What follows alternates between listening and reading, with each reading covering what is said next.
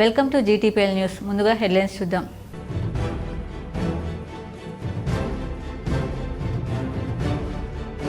జగిత్యాలలో ఘోర రోడ్డు ప్రమాదం. ఎస్ఐ శ్వేతతో పాటు మరో యువకుడు దుర్మరణం. జగిత్యాల జిల్లా చిల్వకోడూరులో ఘటన. కరీంనగర్లో వైభవంగా శ్రీ లక్ష్మీ పద్మావతి సమేత వెంకటేశ్వర స్వామి వార్షిక బ్రహ్మోత్సవాలు. శివాలయం నుంచి శోభాయాత్రగా పుట్ట మన్నును తెచ్చిన భక్తులు. జగిత్యాల జిల్లా ఇబ్రహీంపట్నంలో ఆత్మహత్యకు పాల్పడ్డ పసుపు రైతు కుటుంబాన్ని పరామర్శించిన బీఆర్ఎస్ ప్రతినిధుల బృందం. అధైర్యపడొద్దు, అండగా ఉంటామని బీఆర్ఎస్ నేత నిరంజన్ రెడ్డి స్పష్టం. రాజన్న సిరిసిల్ల జిల్లాలో 7 రోజుల పసికందు మృతదేహంతో ఆందోళన చేసిన కుటుంబ సభ్యులు. డాక్టర్ల నిర్లక్ష్యం వల్లే పసిపాప మృతి చెందిందని కుటుంబ సభ్యుల ఆందోళన. క్యాన్సర్ నిర్మూలనకు ప్రతి ఒక్కరూ కృషి చేయాలి. జగిత్యాల జిల్లా మెట్పల్లి కోర్టులో జరిగిన ప్రపంచ క్యాన్సర్ దినోత్సవంలో సీనియర్ సివిల్ జడ్జి నాగేశ్వరరావు పిలుపు. ప్రధాని మోడీ, కేంద్ర మంత్రులు నిర్మలా సీతారామన్, బండి సంజయ్ చిత్రపటానికి బీజేపీ కరీంనగర్ సౌత్ జోన్ అధ్యక్షురాలు బండారి గాయత్రీదేవి పాలాభిషేకం చేశారు. దేశాన్ని అభివృద్ధి దిశలో పరుగులు పెట్టించే చారిత్రక బడ్జెట్ అని వారు పేర్కొన్నారు. కేంద్ర ప్రభుత్వం ప్రవేశపెట్టిన బడ్జెట్ పట్ల హర్షం వ్యక్తం చేస్తూ కరీంనగర్ సౌత్ జోన్ ఆధ్వర్యంలో మంగళవారం రోజున ప్రధాని మోడీ, కేంద్ర ఆర్థిక శాఖ మంత్రి నిర్మలా సీతారామన్, కేంద్ర హోంశాఖ సహాయ మంత్రి, కరీంనగర్ పార్లమెంట్ సభ్యులు బండి సంజయ్ కుమార్ చిత్రపటానికి పాలాభిషేకం చేశారు. ఈ సందర్భంగా సౌత్ జోన్ అధ్యక్షురాలు బండారు గాయత్రీదేవి మాట్లాడుతూ, కేంద్ర ఆర్థిక మంత్రి నిర్మలా సీతారామన్ ప్రవేశపెట్టిన బడ్జెట్ అన్ని వర్గాలకు మేలు చేసే విధంగా ఉందని, వికసిత్ భారత్ లక్ష్యానికి అనుగుణంగా బడ్జెట్ కేటాయింపులు ఉన్నాయని, దేశాన్ని అభివృద్ధి పథం వైపు పరుగులు పెట్టించే చారిత్రక బడ్జెట్ అని బీజేపీ కరీంనగర్ సౌత్ జోన్ అధ్యక్షురాలు బండారి గాయత్రీదేవి అన్నారు.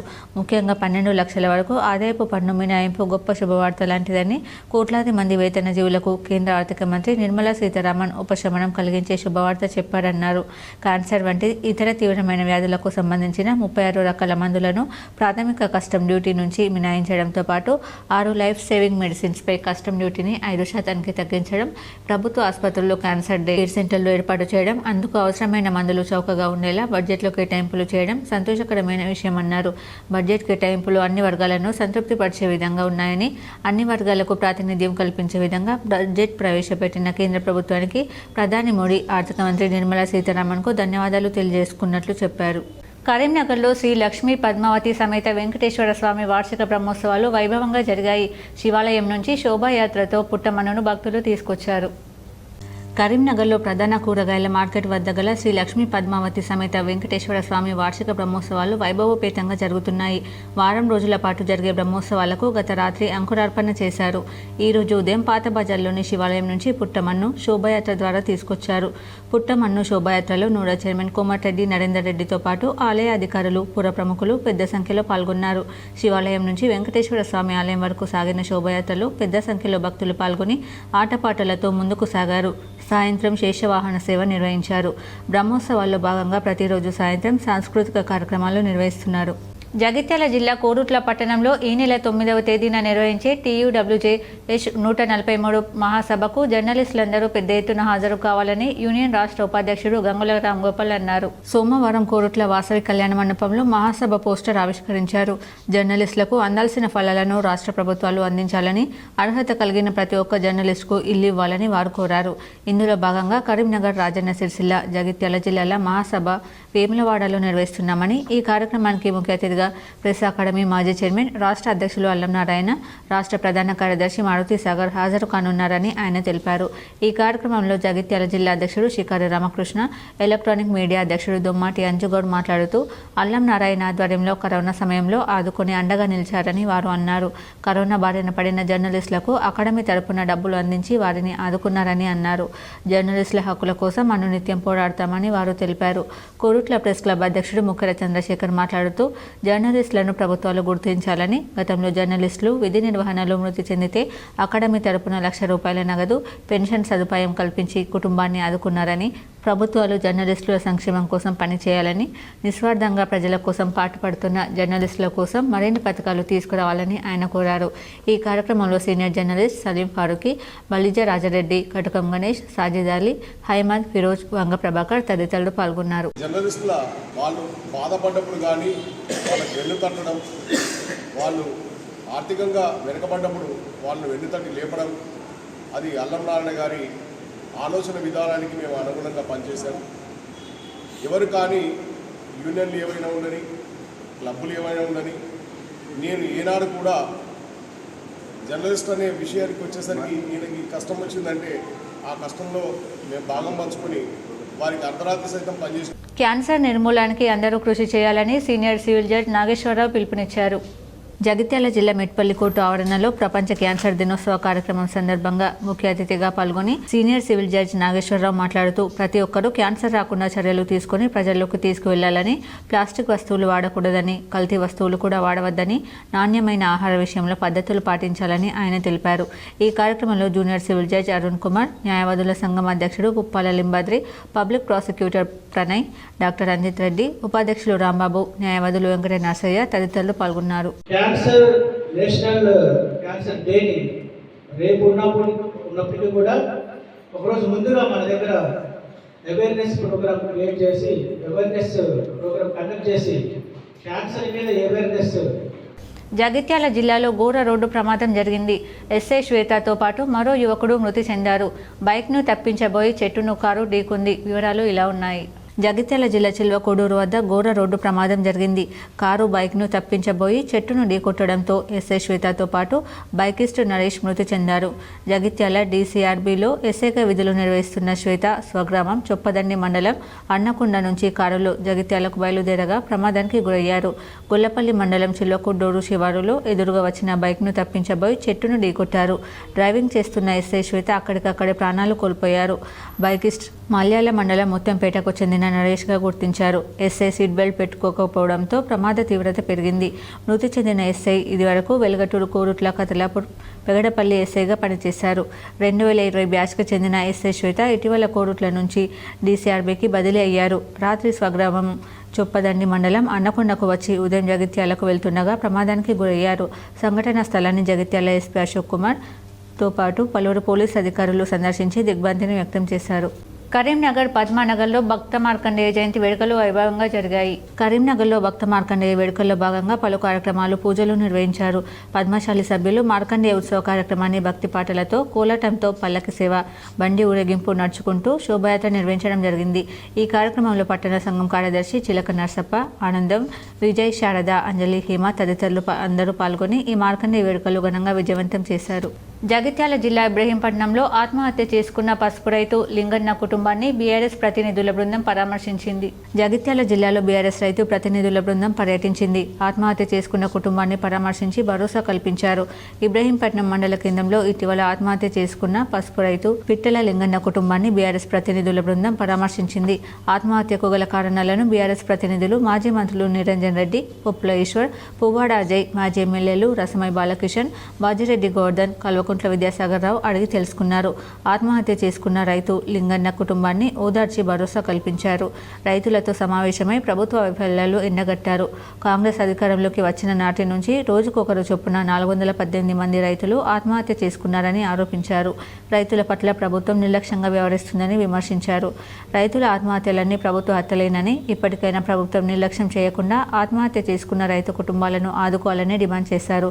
రైతులు అధైర్యపడవద్దు, రైతుల పక్షాన బీఆర్ఎస్ పోరాడుతుందని మాజీ మంత్రి నిరంజన్ రెడ్డి తెలిపారు. ఇబ్రాహీంపట్నం మండలంలో ఉండేటువంటి మండల కేంద్రంలో ఉండేటువంటి పిట్ల లింగన్న అనేటువంటి రైతు ఎవరైతే ఇటీవల ఆత్మహత్య చేసుకున్నాడో ఆయన ఇంటి ముందు నిలబడి మాట్లాడుతున్నారు. పర్యటనలో భాగంగా ఇవాళ ఈ ప్రాంతాన్ని ఎంచుకొని ఇక్కడికి రావడం జరిగింది. చాలా హృదయ విదారకమైనటువంటి పరిస్థితి మనం చూసినాం. దురదృష్టం, రైతులు ఆత్మవిశ్వాసాన్ని కోల్పోయి వాళ్ళ ఆత్మవిశ్వాసం దెబ్బతిని ఈ ప్రభుత్వం మీద విశ్వాసం లేక, మాటను నమ్మలేక ఒక అనిశ్చితికి గురై రైతులు ప్రాణాలు గాలికి వదులుకుంటున్నారు. రాజన్న సిరిసిల్ల జిల్లాలో 7 రోజుల పసికందు మృతదేహంతో కుటుంబ సభ్యులు ఆందోళన చేశారు. డాక్టర్ నిర్లక్ష్యం వల్లే శిశువు మృతి చెందిందని బంధువులు ఆరోపించారు. సిరిసిల్లలోని ప్రభుత్వ ఆసుపత్రిలో వైద్యుల నిర్లక్ష్యం వల్ల పసిపాప మృతి చెందిందని మృతురాలి కుటుంబ సభ్యులు ఆందోళనకు దిగారు. సిరిసిల్ల అశోక్ నగర్కు చెందిన రాగళ్ల రాజమౌళి దంపతులకు శనివారం ప్రభుత్వ ఆసుపత్రిలో పాప జన్మించింది. 3 రోజుల తర్వాత పసికందు పరిస్థితి విషమంగా ఉందని వైద్యులు కరీంనగర్లకు తరలించారు. కరీంనగర్ నుండి హైదరాబాద్కు పంపించారు. చికిత్స పొందుతూ పసికందు మృతి చెందారు. పాప మృతికి సిరిసిల్ల ప్రభుత్వ ఆసుపత్రి వైద్యుల నిర్లక్ష్యమే కారణమని కుటుంబ సభ్యులతో పాటు బంధువులు ఆందోళనకు దిగారు. పసిపాప శవంతో ఆసుపత్రి ముందు బైఠాయించి నిరసన తెలిపారు. తమకు జరిగే అన్యాయం మరొకరికి జరగకుండా ఉండాలంటే నిర్లక్ష్యం వహించిన వైద్యులపై చర్యలు తీసుకోవాలని డిమాండ్ చేశారు. వైద్యులు మాత్రం తమ నిర్లక్ష్యం లేదని, పాప అనారోగ్యంతో మృతి చెందిందని స్పష్టం చేశారు. సివిల్ హాస్పిటల్లో మేము మా భార్య డెలివరీ అయింది. చక్కగా ఇక్కడ డాక్టర్లు ఎక్కువ పట్టించుకోవట్లేదు. మా పాపకి ఏమైందని చెప్పుకుంటే ఏమైందంటే కర్మలు తీసుకోపోమన్నారు. అక్కడే వాళ్ళు నన్ను అడిగితే నాకు ఏం తెలియదు. కడుపు బాగుంటుందంటే పంపించేసి అది బయటకు తీసుకురా మా ప్రైవేట్లో తీసుకుపోవటరు. కరీంనగర్లో శ్రీ సత్యసాయి సేవా సంస్థ ఆధ్వర్యంలో వసంత పంచమి వేడుకలు ఘనంగా నిర్వహించారు. కరీంనగర్ జిల్లా శర్మానగర్ కాలనీలో శ్రీ సత్యసాయి సేవా సంస్థ కరీంనగర్ వారిచే వసంత పంచమి వేడుకల సందర్భంగా కొన్ని కార్యక్రమాలు నిర్వహించారు. బాల వికాస్ పిల్లలు, యూత్, మహిళలు, పురుషులు 108 సార్లు సాయి గాయత్రి జపమాల చేశారు. తండూలార్చన 2 కార్యక్రమాలు చేయడం జరిగింది. 80 మంది భక్తులు రావడం జరిగింది. ఈనాటి వేడుకలు ఘనంగా అందరూ పాల్గొని విజయవంతం చేశారు.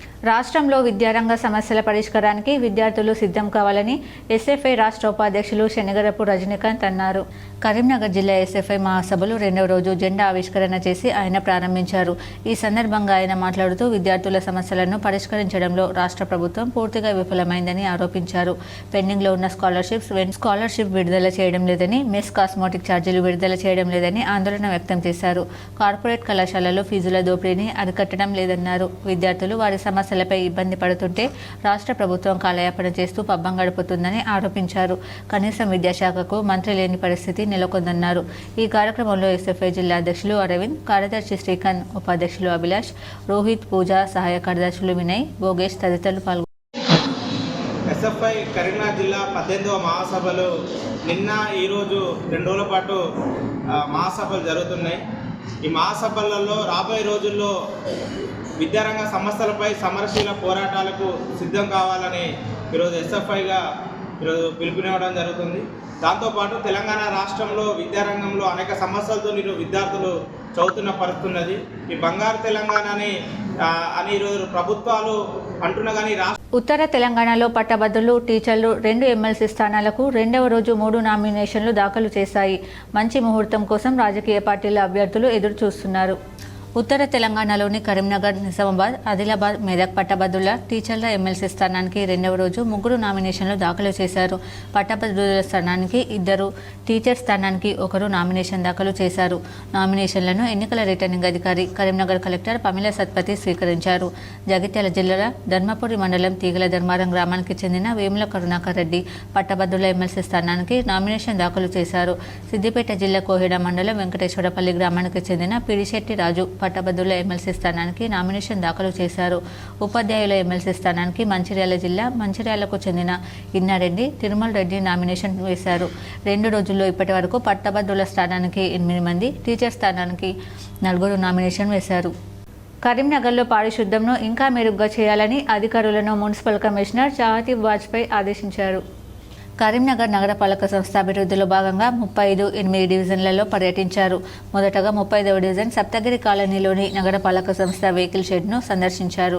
వెహికల్ షెడ్లో పారిశుద్ధ వాహనాల కోసం తెప్పించిన ట్రాక్టర్స్, ఆటోస్, ఇతర వాహనాల టైర్లను తనిఖీ చేసి పరిశీలించారు. పారిశుద్ధ అధికారులు ఇంజనీరింగ్ డిఈ అధికారికి పలు ఆదేశాలు జారీ చేశారు. పారిశుద్ధ అన్ని వాహనాలను పరిశీలించి వాహనాలకు టైర్స్ చెడిపోయి ఉంటే అలాంటి వాహనాలకు కొత్త టైర్లను ఎక్కించేలా చర్యలు తీసుకోవాలన్నారు. 2 రోజుల్లో అన్ని పారిశుద్ధ వాహనాల టైర్లను మార్చాలన్నారు. అనంతరం 8వ డివిజన్ అలుగునూరులో పర్యటించారు. మొదటగా నగరపాలక సంస్థ వార్డు కార్యాలయాన్ని సందర్శించి పరిశీలించారు. కార్యాలయంలో ఉన్న సౌకర్యాలను పరిశీలించారు. అనంతరం మానేరు వంతెన వద్ద గల అంబేద్కర్ విగ్రహం సమీపంలో డివైడర్కు ఊడిపోయిన రైలింగ్ను పరిశీలించారు. ఊడిపోయిన రైలింగ్ రిపేర్ చేయించి డివైడర్ను మరమ్మతు చేయాలని ఆదేశించారు. పరిశీలించారు. మరోవైపు అలుగునూరు ప్రాంతంలో పలు కాలనీల్లో పర్యటించి ప్రజల సమస్యలను తనిఖీ చేశారు. గత కొంతకాలంగా సీసీ రోడ్డులో మంచినీటి పైప్లైన్ లీకేజీని తనిఖీ చేశారు. స్థానికంగా ఉన్న మంచినీటి సరఫరా విభాగం అధికారులు సిబ్బందికి సాయంత్రంలోగా లీకేజీని అరికట్టాలని ఆదేశించారు. అంతేకాకుండా మానేరు డ్యాం కట్ట నుండి లీక్ అవుతూ ప్లాట్లు, నివాస గృహాల చుట్టూ చేరడంతో సంబంధిత ప్రదేశాన్ని కూడా స్వయంగా పరిశీలించారు. సీఫేజ్ వాటర్ తొలగింపు చర్యలపై ప్రత్యేక పారిశుద్ధ్యం, ఇంజనీరింగ్ అధికారులకు ఆదేశాలు జారీ చేశారు. ఇరిగేషన్ శాఖ అధికారులకు కూడా సమాచారం అందించాలని సంబంధిత స్థల యజమానులకు సూచించారు. ఇప్పుడు కుంభమేళా వార్తలు చూద్దాం. ఉత్తరప్రదేశ్ ప్రయాగ్రాజ్ మహాకుంభమేళాలో నందిపేట శ్రీ కేదారేశ్వర ఆశ్రమ వ్యవస్థాపకులు మంగిరాములు మహారాజ్ భక్త బృందం 22 రోజుల పాటు ప్రత్యేక పూజలు, భజనలు, ఇడ్లీ సాంబార్ సేవా కార్యక్రమాలు నిరంతరంగా నిర్వహించి మంగళవారం తిరుగు ప్రయాణమయ్యారు. 22 రోజుల పాటు నిరంతరం ఆధ్యాత్మిక సేవలో ఆయన భక్త బృందం తరించిపోయారు. అక్కడ కొనసాగిన ఇడ్లీ సాంబార్ కార్యక్రమానికి విశేష స్పందన లభించింది. ఎంతోమంది భక్తులు టిఫిన్ సారగించి ఆశీస్సులు అందజేశారు. మంగిరాములు మహారాజ్ కేతృత్వం అనునిత్యం సాధు సంతులు అఘోరీలతో మమేకమై ప్రత్యేక పూజలు, భజనలు నిరంతరం కొనసాగించారు. భక్తులందరి ఆశీస్సులతో 22 రోజుల పాటు ప్రయాగ్రాజ్లో ప్రత్యేక పూజలు, ఇడ్లీ సాంబార్ సేవా కార్యక్రమాలు నిర్వహించామన్నారు. ఈ కార్యక్రమం విజయవంతానికి సహకరించిన ప్రతి ఒక్కరికి ఆయన కృతజ్ఞతలు తెలిపారు. 1977లో ప్రయాగ్రాజ్లో జరిగిన కుంభమేళాకు సంబంధించిన ప్రత్యేక కవర్, స్వాతంత్రానికి పూర్వం 1906 నాటి కుంభమేళాను ప్రతిఫలించే బజార్ పోస్టు కార్డు ఉన్నాయి. ప్రయాగ్రాజ్లో నిర్వహించే కుంభమేళాకు నా చిన్నతనం నుంచి హాజరవుతున్నాను. ఈ ఆధ్యాత్మిక కార్యక్రమంపై నాకు అమితాసక్తి ఉంది. ఈ నేపథ్యంలో కుంభమేళాకు సంబంధించిన తపాలా స్టాంపులు, ప్రత్యేక కవర్లు సేకరించడం ప్రారంభించానని సేకరణకర్త ఓం ప్రకాష్ కేడియా తెలిపారు. మరో సేకరణకర్త అలోక్ కడివాలా మాట్లాడుతూ కుంభమేళా, సింహస్తమేళా కార్యక్రమాలకు సంబంధించి తాను కూడా తపాలా స్టాంపులు, ప్రత్యేక కవర్లను భద్రపరిచినట్లు తెలిపారు. వార్తలు ముగించే ముందు హెడ్లైన్స్ మరోసారి.